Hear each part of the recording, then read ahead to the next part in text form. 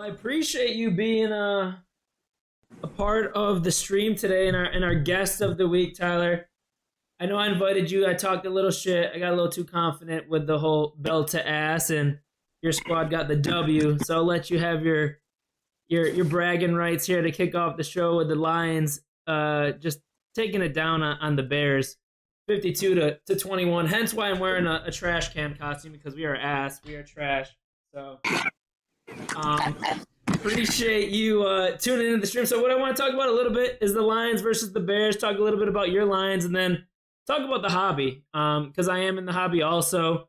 You're a big contributor to the hobby. I've been paying attention to your content for a while now, and I've always wanted to get you on here eventually to talk hobby and that fun stuff. So that's just kind of on the agenda. And if we had time, got a little optic blaster to rip, see if you bring some luck into our chasing a downtown challenge. So how you feeling about the Lions? Week 1, got a little whooping from the Packers. Then you guys got to reset against the Bears. You're 1-1. How you feeling? The Bears weren't really a real team to kind of feel how good of a team you guys are. We're just a punching bag for anyone to reset. But I mean, how you definitely, feeling about the Lions? The Bears are still the Bears, obviously, and I think you should definitely post what you were saying to me. Yeah, for sure. I gotta send in the screenshots. I will for sure. I think it was a perfect team to play after that, because I don't think anybody knew what the Bears were. Obviously, they choked week 1 too. That was pretty rough. Obviously, you could tell Ben Johnson is a rookie coach. There's no doubt about it. He doesn't look like he belongs yet. I think it's going to take a little bit. He's messed up a couple of plays, not taking the timeouts, not challenging a couple things. Even in the Lions game, there's one. I watched both games the Bears played so far. Not so much into in the first one, but the second one, I dissected everything. I think the Lions looked like absolute shit week 1, but I don't think you could have expected them to look great. The whole O-line didn't play together at all in the preseason, so week 1 was a preseason game essentially. Going up against, I think everybody knew the Packers defense was going to be good, but not as good as they have been against 2 of the better offenses from last year. I don't know, man. Like, I like where they're at, because how do you go up from putting up 6 points on the board offensively to 52 the next week? That's still, like, I look at the Bears defense and I don't think they're bad. I think the Bears have a decent defense. They always have a decent defense over the year. They at least have some playmakers. I'll put it that way.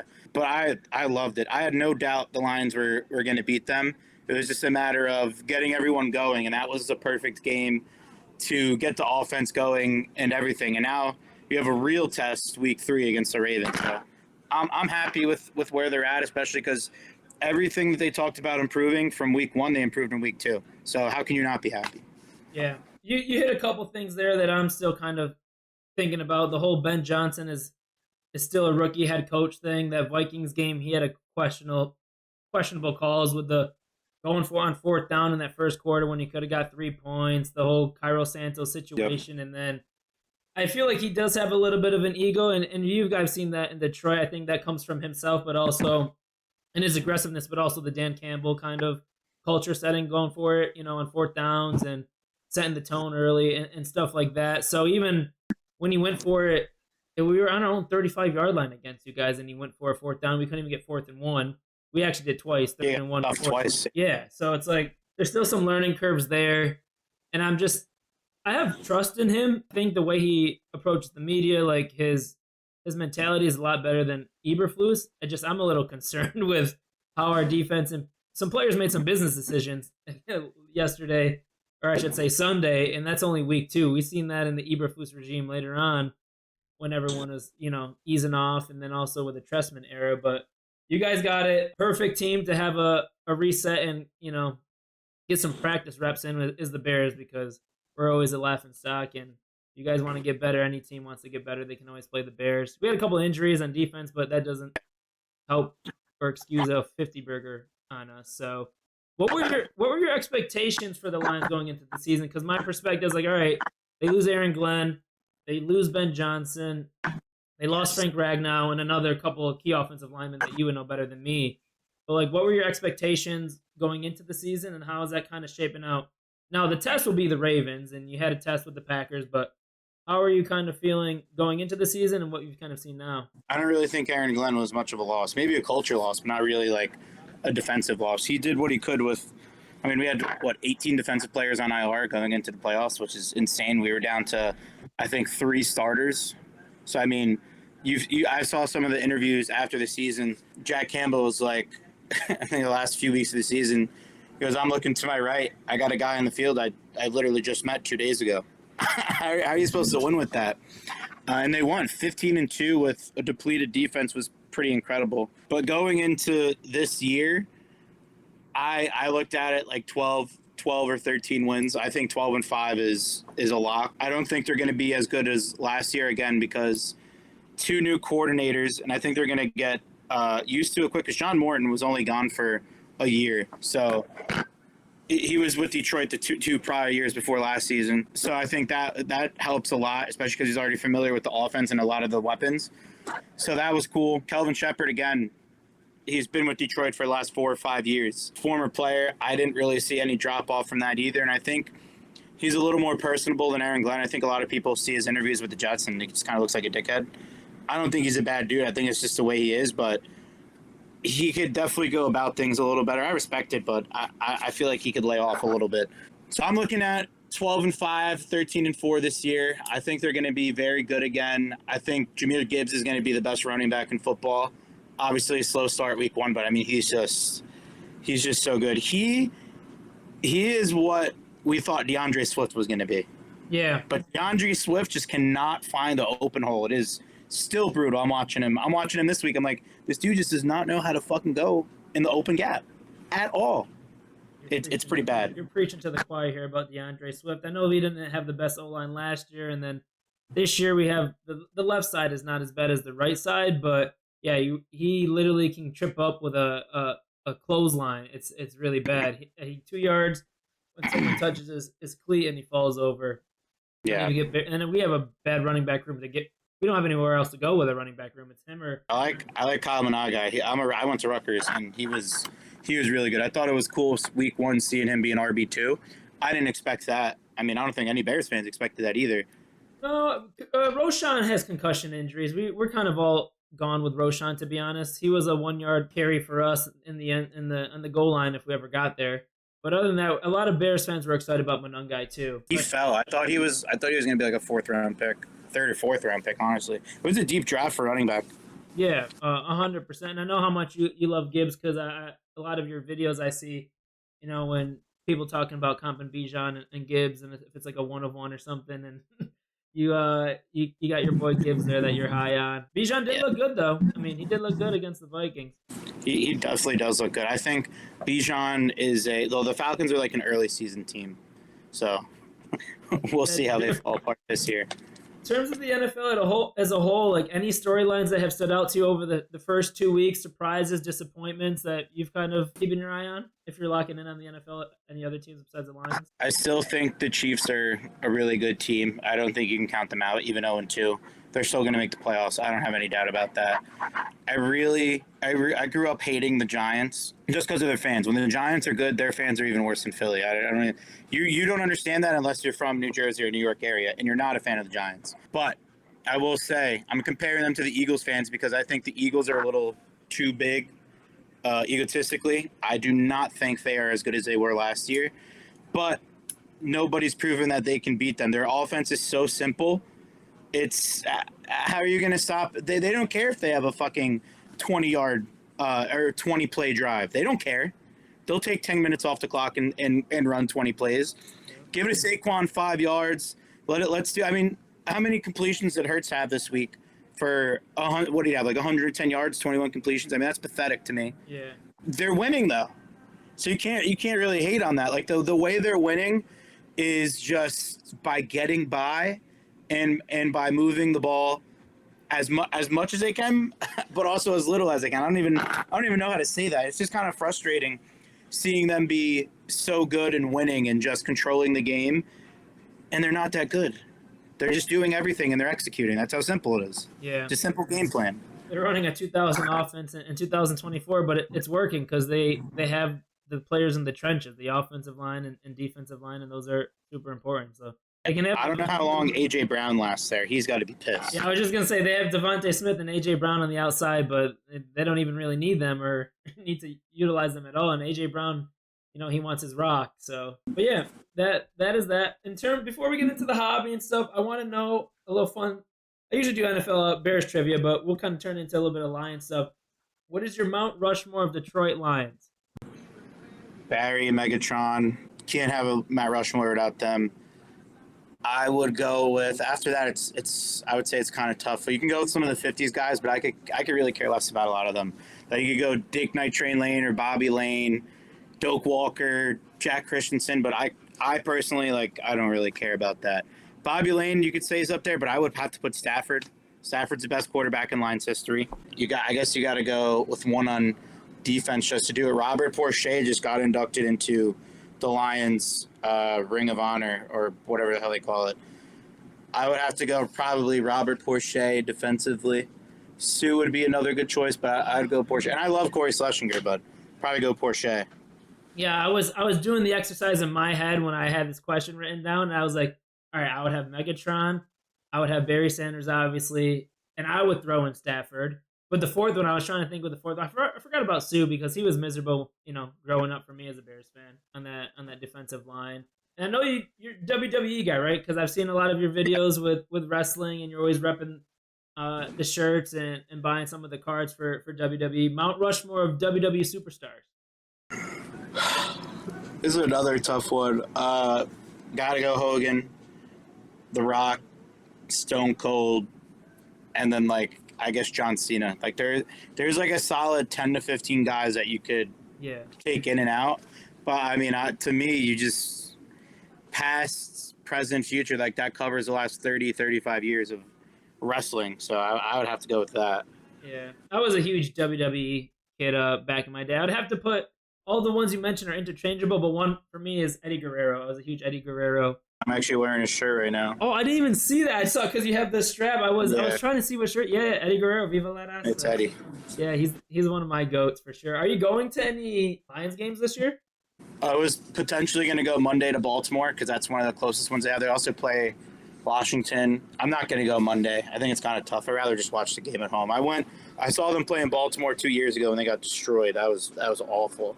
I want to try and get to a home game. The Lions are the most expensive tickets in football, though. Really? So it's it's to get a decent seat. It's $800-900 no matter what. We'll see about that. But I maybe go to the Washington game or if they play one other game that's not too far. So I'll see. I definitely want to get to a game or two. I know the NFC North plays the NFC East. I don't know if they play the Giants in New York. No. We play them home and the Eagles. Oh no, the Eagles. That's the game I'm going to go to. So I think it's November 20 or October 23rd. That one I'm going to go to. Yeah, so me and my father, we have a bucket list to watch a Bears game in every stadium. We got about 7 out of 30 right now. And I'm actually in Syracuse, New York. I'm in upstate New York. I'm not in Illinois. My dad was born and raised in the south side of Chicago, but I'm from upstate New York. So we were thinking Cincinnati, or I was thinking Philly, but I don't know. He might be scared by those Philly fans. They can get pretty ratchet and crazy. I went to a Lions-Eagles game in 2019. Again, they weren't even that good then, but definitely interesting. So I'll be ready for it. I don't really care. I want to talk a little bit about the hobby. You want to do a quick intro on yourself and the shop? I'm Tyler Santiago. I own Santiago Sports.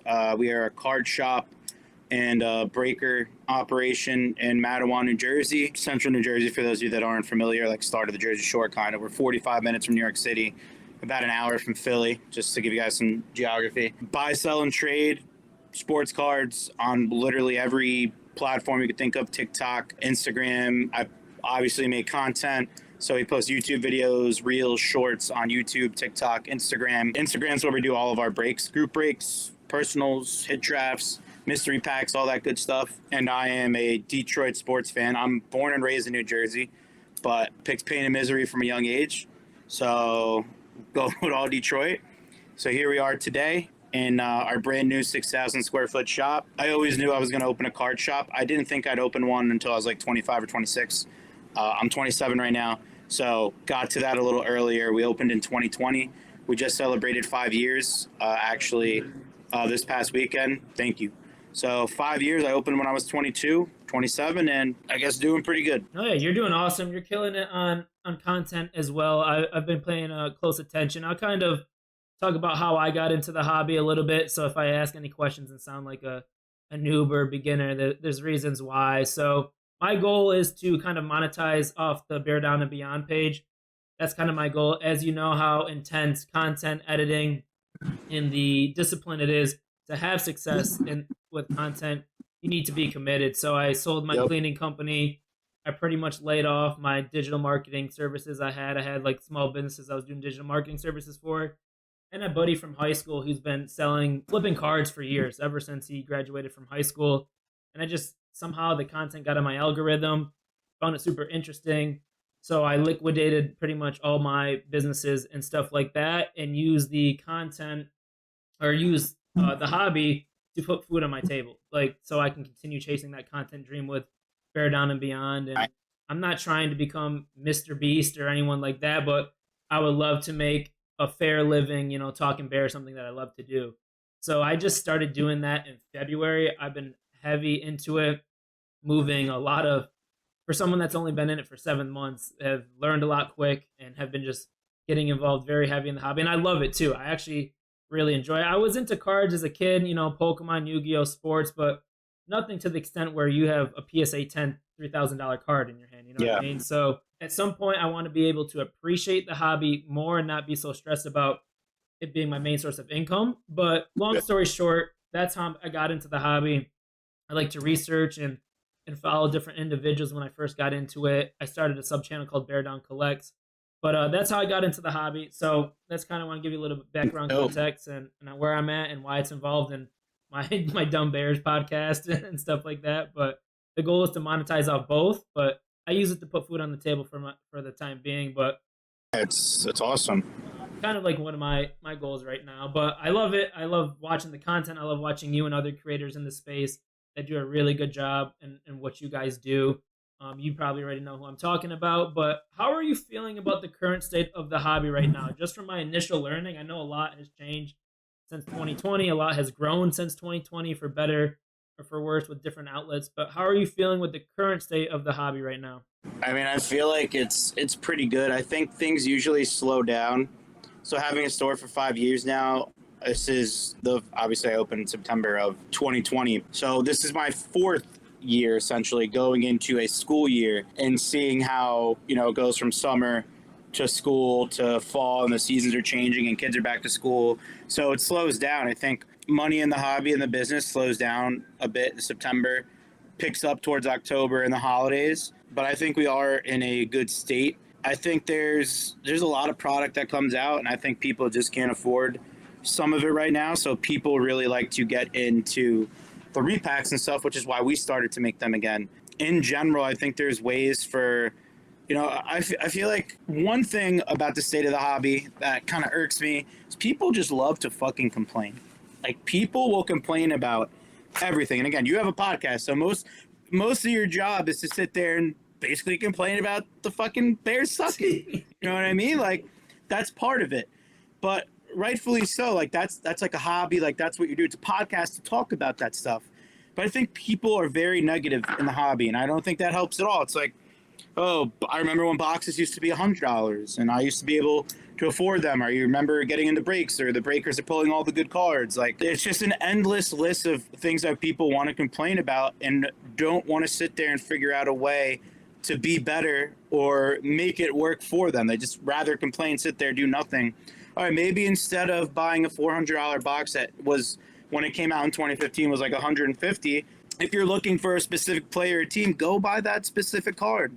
Go buy that team in a group break. I feel like that's one big problem with the state of the hobby is people will just complain, and not figure out a way to get what they want or move or be better.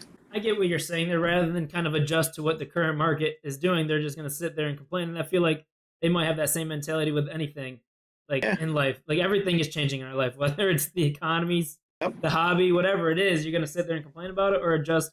Life goes on. I don't know what to tell people. Like, it doesn't hurt my feelings if you want to buy into my break or buy a card or you think you can find it cheaper somewhere else. Like, if that's how you feel free to go get it. feel free to do your thing and go about life or go about the hobby the way that you want. Like, it works out for some people, it doesn't for others. Some people don't care if it works out, some people do, and they just want to complain. So, oh man, it grinds my gears. So how do you see the hobby changing in the next 3 to 5 years? I got a specific question about brakes and stuff. I know that's probably a direction it might be going just from what I'm initially learning, but in the next 3 to 5 years, how do you see the hobby changing, especially with the license change from Panini to Fanatics? I know they have some goals and directions that they're going with, that with more experiential kind of stuff with athletes and stuff, but how do you see the hobby changing in the next couple of years here? So I think Fanatics has a lot to do with that, and I think it's going to be both good and bad. Like, there's going to be pros and cons of everything that happens, but Fanatics is getting the license to NBA next month, literally next month. They're getting the NFL license in March or May of 26. So Panini's on the tail end of everything. I think that sucks for the hobby. I really do like Fanatics and what they're doing, but in terms of like actually enjoying the hobby, I don't like that there's going to be no Topps basketball cards and no Panini basketball cards. So unlicensed, both of them should be licensed. And from what I know and what I hear about, I don't know if you know, there's an ongoing lawsuit. Like, this has been going on for almost 2 years between Panini and Topps. And from what I'm hearing inside, the industry, is that Panini is kicking Topps ass in court, simply because the U.S. government hates monopolies, and whether you want to admit it or not, it looks like a monopoly if you don't know about the card hobby. If you know business and don't know about sports cards, if there's one company making everything that has an advantage of having all those licenses, and then the other company that lost them and then doesn't have those licenses, or all the other companies that don't, then there's a problem. I think I see in the future, whether that gets settled in or out of court, that a perfect world, Panini would be able to make a certain amount of products a year with the NBA license, that also Topps can make licensed NBA cards or NFL, whatever it may be. I think there's going to be a world where we get back to like the mid 2000s, where Topps was making cards. It was Donruss, Playoff, whatever, Pacific, in the early 2000s and late 2000s. I think we're going to get back to that again. I think Topps is still going to have the upper hand, but I really think a best case scenario for everyone is be both companies making cards. I think that's healthy for the hobby, especially for collectors. Like, why would you not want a Prism rookie card of Cooper Flag and then a Topps Chrome rookie card refractor of Cooper Flag? Both licensed. Can't have that. Yeah, Licensed for both of them. You can have both unlicensed right now, but you can't have them licensed. And I think that would just help the market in general be healthy and stay healthy for a long time, especially with how mainstream everything's been, Do you think that's a realistic thing with the money hungry culture and 100%. hobby? Oh, you think it could happen? I think it has to happen. I like I said, I think the government, with the lawsuits that they're suing each other, whatever the hell's going on. Yeah. I think the U.S. government or whoever the judges will decide that they're going to have to share them. And I think the problem stems from what I've talked to other shop owners and stuff, is that the NBA is the one deciding they want to go with Topps and not Panini. But I think the courts are going to tell the NBA, like, look, you're able to divvy these up. You're able to split it. So you're going to have to do it, because that's a business that, again, some people say it's unregulated gambling. And to a certain extent, yeah, definitely. The difference is you're getting something tangible. That's how I look at it. But I do think it's going to end up that way one way or another. When, I don't know, but I really do think the government's going to step in, and they don't want that to happen. They want that business to be spread out, and they don't want a monopoly. That goes once Fanatics takes over that license, and where that market shifts, especially someone new. I remember Topps, when I was a kid, had the license for all the NFL, and then it must have shifted since then. But Yep. Will definitely be interesting. So from my rookie perspective, and there's three categories of people in the hobby. And correct me if I'm wrong. You have the flipper, you have like the collector, and then you have like the investor / gambler, the person that likes to do the breaks. And this might kind of go hand in hand what you were talking about, with people kind of complaining about the hobby. I feel like some people feel indifferent about either three categories, and maybe not the collector, but the flipper and the person that is in breaks, or just breakers in general. That from an outside perspective, not outside perspective, but just kind of from a learning perspective, I feel like people feel indifferently about the current state of breaking and breakers and how their impact has gone about into the hobby. But what are kind of like a piece, because I have more of a newer audience when it comes into the hobby, especially my Bear Down Collects page is different. That's people that are into the hobby. But what Okay. are some like pieces of advice you would give someone just kind of getting started into maybe each category, whether it's someone that wants to get into the hobby to flip and make money like I did 7 months ago, or someone that's like, hey, I want to invest in Michael Jordan cards or Kobe Bryant cards, or on the investor side, or someone that is into the gambling and the Ripper, like, because I got degenerate friends and we were FaceTiming week one, and I was telling them what I do like for income right now, and I was telling them about what breakers are, and they're like, "Whoa, what is that? Like, can we screen share?" And I screen shared a TikTok live stream, and they guilt trapped me into buying into my first break. I was a little ashamed of it, but there's also that side of it. So, like, in Yeah. terms of the flipper, let's start there. What would be like some pieces of advice for someone, whether it's a 15-year-old just messing around with $10 to $15 cards, or someone like me that just went full into a few $100 cards? Like, what would be a couple So pieces of advice for someone getting started into that? I would really say I think this applies to everyone except for I would say this applies to children and parents of children who want to get their kids into the hobby, or those kids themselves want to get into the hobby. I think it's definitely beneficial to get into or try out all avenues, like you said, like breaking, buying singles, getting into a mystery pack, getting into a break, buying a card on eBay, going to a card show. There's so many different avenues and ways that you can get into it. I would say figure out what you like. Like, if you're just getting into cards, you'll figure out what cards you like. But if you're going into cards, odds are you're already, one, a sports fan, two, have a favorite player, favorite team, something.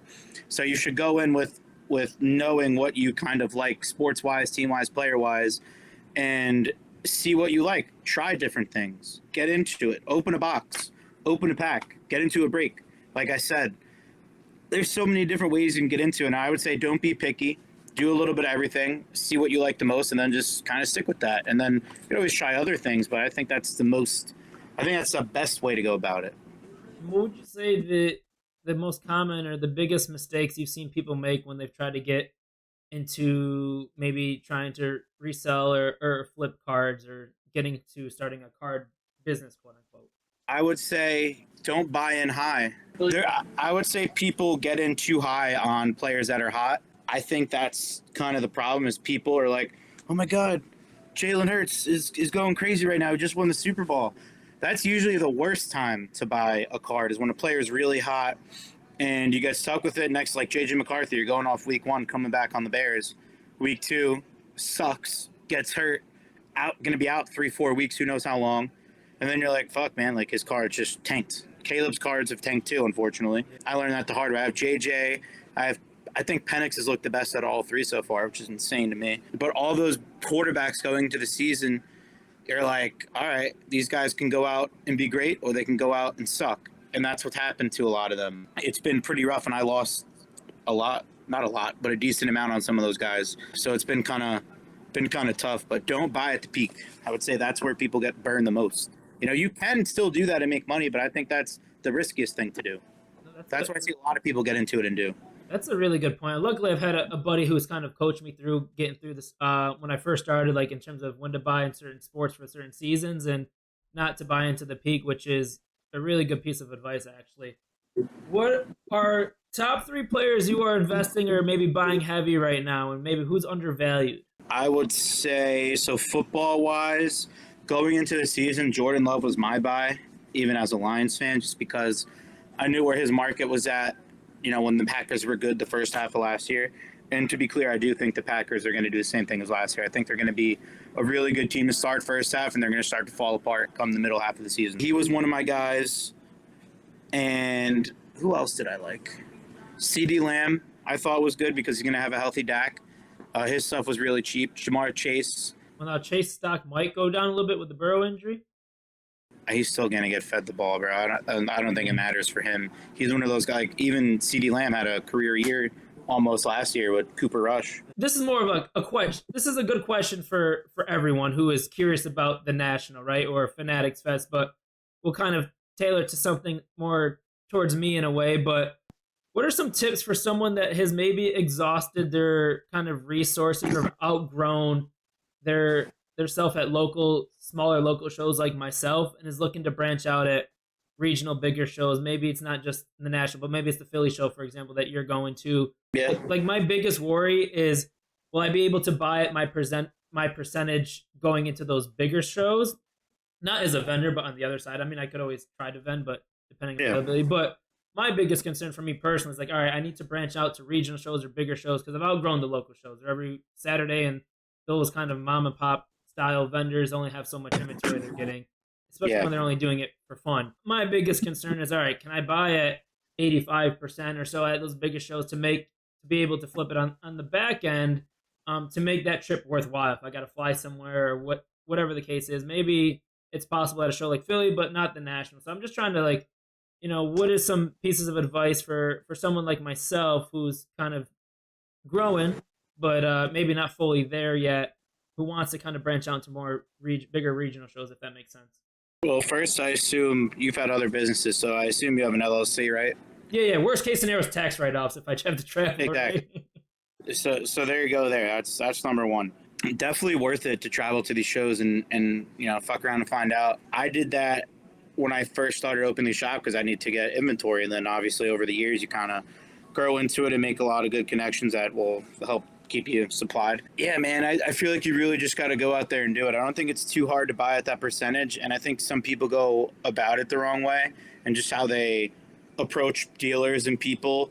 I think you got to start small when negotiating and get a feel for who you're dealing with. Like if they have a card that's priced fair, just fucking buy it to get that, that deal and that conversation going. If they see you're a serious buyer, take a card at full price. Granted, it's something you can make some money on, but then they have other cards where you're like, oh, maybe, could you work on this if I get a few things? That's exactly what you're going to have to do. You're going to have to go after it and go about it the right way with these people and dealers. I think that's really all there is to it. Just it applies to anything in business. Just being a good person, a nice person, an honest person, and direct goes a long way. And that's helped me a ton over the years. Well, yeah, it's definitely on one of my goals or to-do list to branch out, even if I'm just walking around building relationships the first time or so to those bigger shows. But it's something that's on my radar for this upcoming year. And for do you have any tips for someone wanting just to go to the National or Fanatics Fest in general? Maybe not, to flip, but I know it's a lot of chaos. There's a lot of moving parts, and there's a bunch of trade nights and all that stuff. You have any certain tips or advice for someone that might be eyeing to go there in the near future? I would say too, because we talked about like the write-off thing, I would plan it as also like part vacation, part trip or whatever. When I first started going to the Dallas show, which I'm sure you've heard of, I used to go and I'd bring some of my friends with me, and like I go to the show during the day, I go get dinner, go party at night. Like, make the most of it. It shouldn't just be all business all the time. You gotta have fun, man. You gotta learn how to live your life too while also doing business. And that was honestly the best part of it, is mixing both worlds in one.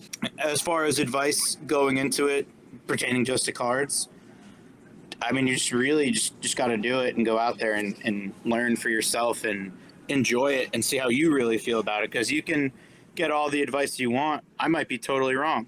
You know what I mean? I don't think I'm wrong, but it could be a totally different experience for you as opposed for me. No, 100%.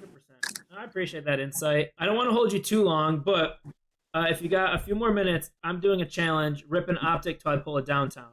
Want to see if you bring us any luck, if I can rip this with you on stream. And Go for it. So far, I pulled the Justin Jefferson Uptown. Doesn't count part of the challenge, but wasn't a bad $200 card. So to end the stream, see if Tyler, the arch rival Lions fan here, can bring us any luck.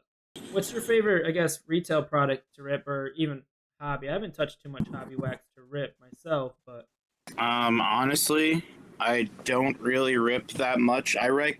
If I rip, sometimes I rip some of the higher end stuff just to rip it or get my high. But I like ripping older wax stuff that I grew up with, like 2005, 2006 to like 2010 kind of stuff. When I was a kid, that's what I prefer. But retail wise, like I think I did rip a little Prism or Optic when it came out, just to try my luck and pull some of the color QB cards, because I knew, that's when you're going to make the most money when they come out. Now, did you get your hands on any of the new Dunrust or seen any of the new Downtowns that have came out? I know it's pre-release. I don't pay attention to the schedule release, but I saw some videos online. Yeah, they messed up the Calvin Johnson one. Yeah, I saw that. That was like what was that, tight end, right? Yeah, Brandon Pettigrew. I didn't know if that was fake or whatever, but I did see that. That's legit. All right, we got an optic blaster. Ripping optic, probably pull it downtown. I was itching for this. Get my mind off the terrible Bears. It happens. What's the? You said you don't rip too much, but is there anything recent that you've ripped that was pretty hot, or? I mean, we rip a ton, obviously, like at the shop. Not just me, but what have we pulled? We opened some Marvel stuff today. Marvin Golden Anniversary just came out. That was cool. Ooh. Oh damn! I Pulled thought. Panini One came out last week. Pulled a nice Mahomes auto. Pulled a Luis Pena Brewers top prospect, an auto. Tyler Newman. Not I bad. consider my case hit. Montez Sweat out of here. Paid. And then you got some upcoming shows, right? I saw you're going to Philly because that's local to you. But any other shows you guys have that you guys will be vending at?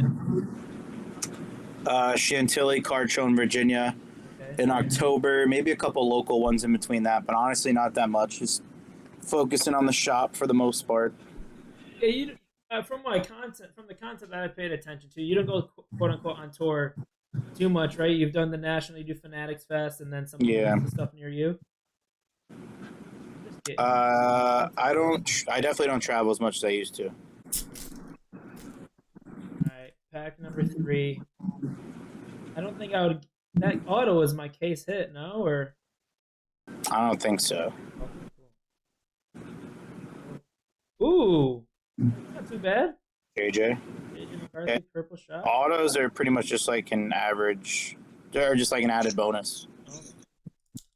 I only rip so much because it costs me money, right? With this being my full time income, I have to stay disciplined and diligent, especially if I'm balancing a bankroll for sports betting. You betting anything? I don't bet at all. I don't do fantasy. I don't see the point. Like I like my teams. That's all I care about. Okay. My degenerate ass will bet on anything. I do not. I only bet when people piss me off and talk shit about like their team going up against mine, and I'll just bet to shut them up. I'm like, all right, you really think the Bears are gonna win? Let's go 500. Let's go. Yeah, I wouldn't have done that. I knew better than that. Yeah, one of my goals during the off season is I gotta definitely visit you guys in Jersey. What I want to do is kind of go on tour to different card shops and get a bunch of content off of it and show. So, especially with you only being a few hours away, maybe even starting at regional, I definitely want to swing by your shop and make some content and show you guys some love over there for sure. Tracy, shot, last one. I don't know, Tyler. Last pack magic. I don't know if this challenge is gonna end here today. But I'll take the JJ. Get it up.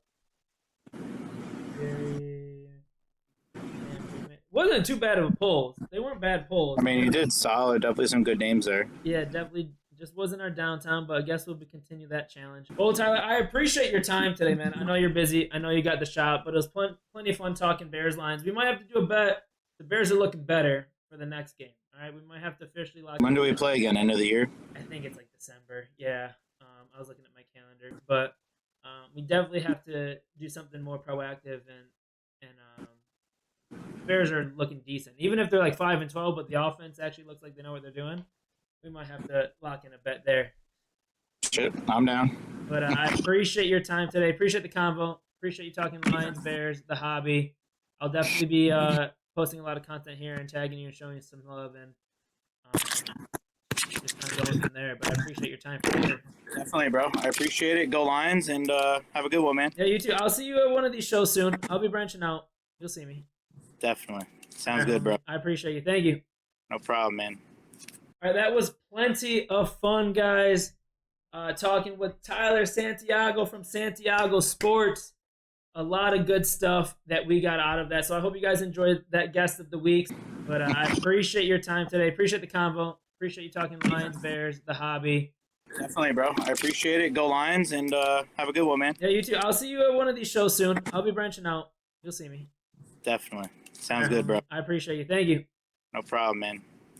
All right, that was plenty of fun, guys. Talking with Tyler Santiago from Santiago Sports.